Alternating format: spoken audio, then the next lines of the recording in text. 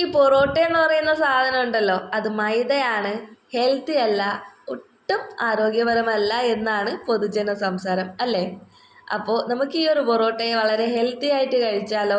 എന്തൊക്കെ പറഞ്ഞാലും പൊറോട്ടയും ബീഫും അല്ലെങ്കിൽ പൊറോട്ടയും ചിക്കനും ഇതൊക്കെ മലയാളികളുടെ ഒരു പ്രത്യേക വികാരമാണല്ലേ. അപ്പോൾ നമുക്ക് ഇതിനെ എങ്ങനെ ഹെൽത്തി ആയിട്ട് കഴിക്കാമെന്ന് നോക്കാം. ഞാൻ ഉദ്ദേശിക്കുന്നത് ഒരു തട്ടിക്കൂട്ട് കൊത്തു പൊറോട്ടയാണ്. അപ്പോൾ അതിന് വേണ്ടിയിട്ട് കുറച്ച് ഇൻഗ്രീഡിയൻസ് എടുത്തിട്ടുണ്ട്. ആദ്യം നമുക്ക് ഇൻഗ്രീഡിയൻസ് എല്ലാം പരിചയപ്പെടാം. ഈ കാണുന്ന സാധനങ്ങളൊക്കെയാണ് ഞാൻ ഇതിലേക്കായിട്ട് എടുത്തിട്ടുള്ളത്. ആദ്യമേ തന്നെ നമുക്ക് ക്യാബേജ് പരിചയപ്പെടാം. ക്യാബേജ് ഇതുപോലെ നീളത്തിന് അരിഞ്ഞെടുത്തിട്ടുണ്ട്. അതുപോലെ ക്യാരറ്റും നീളത്തിനാണ് അരിഞ്ഞെടുത്തിട്ടുള്ളത്. ക്യാബേജും ക്യാരറ്റും നീളത്തിന് അരിഞ്ഞെടുത്ത ശേഷം സവാള ഇതുപോലെ ക്യൂബ്സ് ആയിട്ട് കട്ട് ചെയ്തെടുത്തിട്ടുണ്ട്. സവാള നീളത്തിന് അരിഞ്ഞെടുത്ത അത്ര ടേസ്റ്റ് അല്ല, ഇങ്ങനെ ചെയ്തെടുക്കുന്നതായിരിക്കും കുറച്ചുകൂടി നല്ലത്.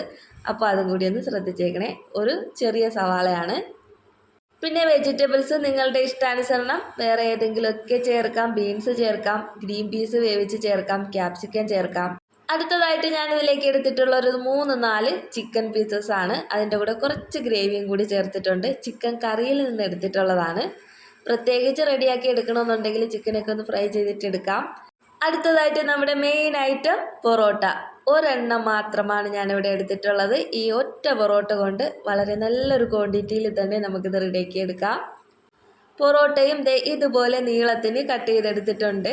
അപ്പോൾ അതും കൂടി ആയിക്കഴിഞ്ഞാൽ അടുത്തതായിട്ട് ഇതിലേക്ക് വേണ്ടത് ഒരു മുട്ടയാണ്. മുട്ട ഒന്നായാലും കുഴപ്പമില്ല, ഒരു 2 എണ്ണം ചേർക്കണമെങ്കിലും ആവാം. ഞാൻ ഒരെണ്ണം മാത്രമേ എടുത്തിട്ടുള്ളൂ. ഇനി നമുക്ക് നേരെ പണിയിലേക്ക് കിടക്കാം. ഒരു കടായി അടുപ്പത്ത് വെച്ചിട്ടുണ്ട്. അതിലേക്ക് ആവശ്യത്തിന് വെളിച്ചെണ്ണ ചേർത്ത് കൊടുക്കാം. ഒരു 1 അല്ലെങ്കിൽ 1.5 ടീസ്പൂൺ അത്രയും മാത്രം മതിയാവും. ഞാനൊരു 1.5 ടീസ്പൂൺ ചേർത്തിട്ടുണ്ട്. ഇനി ഇതിലേക്ക് നമുക്ക് വെജിറ്റബിൾസൊക്കെ ഒന്ന് വഴറ്റിയെടുക്കേണ്ടതായിട്ടുണ്ട്. അപ്പോൾ നമുക്ക് ആദ്യം അതങ്ങ് ചെയ്യാം. ഈ ഒരു ഐറ്റം റെഡിയാക്കി എടുക്കുന്ന സമയത്ത് വെജിറ്റബിൾസൊക്കെ അധികം ഒന്ന് വെന്ത് പോകണ്ട, ചെറുതായിട്ട് കടിക്കാനൊക്കെ കിട്ടണം. പിന്നെ കൊച്ചു കുട്ടികളൊക്കെ ഉണ്ടെങ്കിൽ അവർക്ക് വെജിറ്റബിൾസ് ഇങ്ങനെ കടിച്ച് കഴിക്കാൻ ഇഷ്ടമല്ല എന്നുണ്ടെങ്കിൽ നന്നായിട്ടൊന്ന് വേവിച്ചെടുക്കുന്നതും നന്നായിരിക്കും. അപ്പോൾ എങ്ങനെയാണോ നിങ്ങളുടെ ഇഷ്ടം അതനുസരിച്ച് ചെയ്തെടുക്കാവേ. ഞാൻ ആദ്യം സവാളയും ക്യാരറ്റുമാണ് ചേർത്ത് കൊടുത്തിട്ടുള്ളത്. ഇത് രണ്ടും ആണല്ലോ വേവ് കൂടുതലുള്ളത്. അപ്പോൾ അതൊന്ന് ആദ്യം ചേർത്ത് കൊടുത്തിട്ടുണ്ട്. അതൊന്ന് വഴണ്ട് വന്നതിന് ശേഷമാണ് ഇതിലേക്ക് ക്യാബേജ് ചേർക്കുന്നത്. ഇനി നിങ്ങൾ ചെയ്തെടുക്കുമ്പോൾ ഇതുപോലെ തട്ടിക്കൂട്ടായിട്ടല്ല, വളരെ ഗ്രാൻഡായിട്ട് ചെയ്തെടുക്കണമെങ്കിൽ വെജിറ്റബിൾസും കൂട്ടിയെടുക്കാം. അതുപോലെ കുറച്ചും കൂടി ഗ്രാൻഡ് ആക്കാം. അതെങ്ങനെയാണെന്ന് വെച്ചാൽ ഇതുപോലെ വെജിറ്റബിൾസൊക്കെ ഒന്ന് വഴറ്റിയ ശേഷം അതിലേക്ക് ഒരു 1/2 ടീസ്പൂൺ ഇഞ്ചി വെളുത്തുള്ളി പേസ്റ്റ് ചേർത്ത് കൊടുക്കാം. പിന്നെ മസാലകളൊക്കെ അതിലേക്ക് തന്നെ ചേർത്ത് കൊടുക്കാം. ഞാനിപ്പോൾ മസാലകൾ പ്രത്യേകം ഒന്നും ചേർക്കുന്നില്ല, കാരണം ചിക്കൻ്റെ കൂടെ കുറച്ച് ഗ്രേവിയും കൂടി ഞാൻ ആഡ് ചെയ്തിട്ടുണ്ട്. അത് തന്നെ മതിയാവും മസാലയായിട്ട്. പിന്നെ ക്യാബേജും കൂടി ചേർത്ത് കൊടുത്ത ശേഷം ആവശ്യത്തിന് ഉപ്പും കൂടി ഞാനിപ്പോൾ ചേർത്ത് കൊടുത്തിട്ടുണ്ട്. ഇനി ഇതും കൂടി നന്നായിട്ടൊന്ന് വഴറ്റിയെടുക്കാം. അപ്പോൾ ഈ ഒരു പൊറോട്ടയുടെ കൂടെ ഇത്രയും വെജിറ്റബിൾസും മുട്ടയും ചിക്കനും എല്ലാം കൂടി ആകുമ്പോൾ ആ പൊറോട്ടയുടെ അൺഹെൽത്തി ഫീലങ്ങ് മാറും. പിന്നെ ആ ഒറ്റ പൊറോട്ട നല്ല ഹെൽത്തി ആയിട്ട് കിട്ടും. അടുത്തതായിട്ട് വെജിറ്റബിൾസൊക്കെ ഒന്ന് സൈഡിലോട്ട് മാറ്റിയ ശേഷം ചിക്കൻ ചേർത്ത് കൊടുത്തിട്ടുണ്ട്. ചിക്കൻ എല്ലാം മാറ്റിയിട്ട് അതിൻ്റെ മാംസം മാത്രമാണ് എടുത്തിട്ടുള്ളത്. അപ്പോൾ അത് അതിലേക്ക് അങ്ങ് ചേർത്ത് കൊടുത്തിട്ടുണ്ട്. എന്നിട്ട് ഇതുപോലെ ചിക്കൻ ഒന്ന് ഡ്രൈ ആക്കി എടുക്കണം. ആ ഒരു ഗ്രേവിയൊക്കെ ഒന്ന് വറ്റി ഡ്രൈ ആയി വരണം. അതിനുശേഷം ഒരു മിനിറ്റ് ഇതുപോലെ ഒന്ന് വഴറ്റി കൊടുത്തതിന് ശേഷം ആ ഒരു വെജിറ്റബിൾസും എല്ലാം കൂടി ഒന്ന് മിക്സ് ചെയ്യാം. എന്നിട്ട് കുറച്ചും കൂടി ഒന്ന് ഇതുപോലെ ഹൈ ഫ്ലെയിമിൽ ഇട്ടതിനെ പെട്ടെന്നൊന്ന് വഴറ്റിയെടുക്കാം. ഇത് ചെയ്തെടുക്കുമ്പോൾ ഹൈ ടു മീഡിയം ഫ്ലെയിം അങ്ങനെ ചെയ്തെടുത്താൽ മതി. ലോ ഫ്ലെയിമിൽ വെക്കേണ്ട ആവശ്യമേ ഇല്ല. പെട്ടെന്ന് തന്നെ എല്ലാം റെഡിയായി കിട്ടിക്കോളും. നന്നായിട്ടൊന്ന് ഡ്രൈ ആയി വന്നൊന്ന് കണ്ടാൽ അതിലേക്ക് പൊറോട്ട ചേർത്ത് കൊടുക്കാം. ഇനി പൊറോട്ടയും കൂടി ചേർത്ത് കൊടുത്ത ശേഷം എല്ലാം കൂടി നന്നായിട്ടൊന്ന് മിക്സ് ചെയ്തെടുക്കണം. കണ്ടില്ലേ, ഈ ഒരു ഐറ്റം റെഡിയാക്കി എടുക്കാൻ വേണ്ടിയിട്ട് അധികം പണിയൊന്നുമില്ല. പിന്നെ ഇത്രയും ഇൻഗ്രീഡിയൻസ് മാത്രം കയ്യിലുണ്ടായിരുന്നാൽ മതി. ഇതൊക്കെ പൊറോട്ടയും എന്തായാലും പൊറോട്ട വീട്ടിൽ മേടിക്കുന്ന ദിവസം ചിക്കൻ കറിയും കാണുമല്ലോ. അപ്പോൾ അത് വെച്ചിട്ട് തന്നെ പെട്ടെന്ന് റെഡിയാക്കി എടുക്കാവുന്നതേ ഉള്ളൂ. ബീഫായാലും കുഴപ്പമില്ല, എങ്ങനെ വേണോ നമുക്ക് റെഡിയാക്കി എടുക്കാം. ഇനി നമുക്കിതിലേക്ക് മുട്ട ചേർക്കണം. അതിന് വേണ്ടിയിട്ട് വീണ്ടും എല്ലാം ഒരു സൈഡിലോട്ട് ഞാൻ മാറ്റി കൊടുത്തിട്ടുണ്ട്. എന്നിട്ട് മധ്യത്തായിട്ട് മുട്ട പൊട്ടിച്ചൊഴിക്കുന്നുണ്ട്. ഇനി മുട്ട ഒന്ന് ചിക്കിയെടുക്കണം.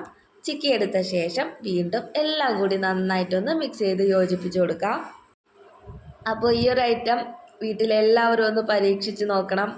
അപ്പോൾ എരിവൊക്കെ കൂടുതൽ ആവശ്യമുണ്ടെങ്കിൽ കുരുമുളക് പൊടി ചേർക്കാം. ഞാനിതിൽ ചിക്കൻ്റെ ഗ്രേവിയും കൂടി എടുത്തിട്ടുള്ളത് കൊണ്ട് ഒരുപാട് എരി വേണ്ട. അതുകൊണ്ട് ഞാൻ ഒരുപാടൊന്നും മസാലകളോ അതുപോലെ മുളക് പൊടിയോ കുരുമുളകോ ഒന്നും ചേർത്തിട്ടില്ല. ലാസ്റ്റ് കുരുമുളകും കൂടി ചേർത്താൽ അടിപൊളി ടേസ്റ്റാണ്. ഇനി കുരുമുളക് പൊടി ചേർത്താൽ എരിവ് കുറച്ചൊന്ന് കൂടിപ്പോകും. അതുകൊണ്ടാണ് ഞാനത് സ്കിപ്പ് ചെയ്തത്. അതുപോലെ തന്നെ പച്ചമുളക് കഴിക്കാനായിട്ട് ഇഷ്ടമുള്ളവർക്ക് അതും ചേർക്കാം. ചെറുതായിട്ട് അരിഞ്ഞ് ചേർത്താൽ മതി. ആ വെജിറ്റബിൾസൊക്കെ വഴറ്റുന്ന സമയത്ത് അതും കൂടി ഇട്ടൊന്ന് വഴറ്റിയെടുത്താൽ മതി. അതും കൂടി ചവയ്ക്കാനൊക്കെ കിട്ടുന്ന നല്ല രസമാണ്. അപ്പോൾ ഈ ഒരു ഐറ്റം എല്ലാവരും ഒന്ന് ട്രൈ ചെയ്ത് നോക്കണേ. ട്രൈ ചെയ്ത് നോക്കിയിട്ട് ഫീഡ്ബാക്ക് അറിയിക്കണം. അപ്പോൾ ഇനി ആരും പൊറോട്ട ഹെൽത്തി അല്ല എന്ന് പറയരുത്. ഇതുപോലെ റെഡിയാക്കി നോക്കിയിട്ട് വളരെ ഹെൽത്തി ആയിട്ട് തന്നെ അങ്ങ് കഴിച്ചേക്കണേ. കുറച്ച് ടൊമാറ്റോ സോസും കൂടി ഉണ്ടെങ്കിൽ അടിപൊളിയായിരിക്കും. അപ്പോൾ ഇന്നത്തെ റെസിപ്പി എല്ലാ കൂട്ടുകാർക്കും ഇഷ്ടമായെന്ന് പ്രതീക്ഷിക്കുന്നു. അപ്പോൾ ഇന്നത്തെ എൻ്റെ വീഡിയോ ഇത്രയേ ഉള്ളൂ. ഈ ഒരു ഐറ്റം പരീക്ഷിച്ച് നോക്കണം. അതുപോലെ തന്നെ എൻ്റെ വീഡിയോ ആദ്യമായിട്ട് കാണുന്നവരുണ്ടെങ്കിൽ ചാനലൊന്ന് സബ്സ്ക്രൈബ് ചെയ്യാൻ മറക്കല്ലേ. വീഡിയോ ഇഷ്ടമായാൽ ലൈക്കും കൂടി ചെയ്യണം. ചാനൽ സബ്സ്ക്രൈബ് ചെയ്യുന്ന സമയത്ത് തൊട്ടടുത്തുള്ള ബെല്ലൈക്കണും കൂടി ഒന്ന് പ്രസ് ചെയ്തേക്കണേ. എന്നാൽ മാത്രമേ ഞാനിടുന്ന വീഡിയോസിൻ്റെ എല്ലാ നോട്ടിഫിക്കേഷൻ കറക്റ്റായിട്ട് നിങ്ങളിലെത്തുകയുള്ളൂ. അപ്പോൾ ഓക്കെ, ബൈ.